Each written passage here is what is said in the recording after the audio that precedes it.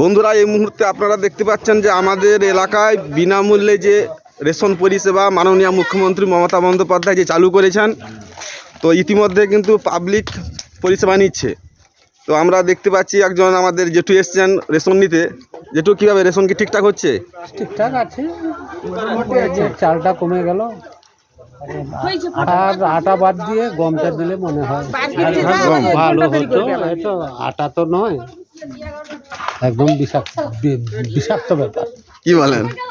চাল কেমন? চাল চাল চাল ভালো, চাল ফাল সব ভালো, গমটা দিলে ভালো হয় আর কি। গমটা দিলে ভালো হয়। সবার দাবি কিন্তু গমের দিকে। আটার প্যাকেটে 50 গ্রাম কম।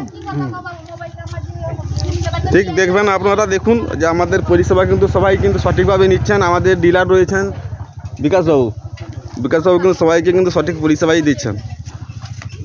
ভালো, খুব ভালো। আমাদের ডিলারের তরফ থেকে কোনো কমপ্লেন নেই। ডিলার মানে ডিলার আমার ব্লকে পাওয়া মুশকিল। ডিলার ভালো, ডিলার সবই ঠিক আছে, কিন্তু পরিষেবায় এই যে গমটা দিলে ভালো হয়, আটাটা না দিয়ে। ঠিক আছে।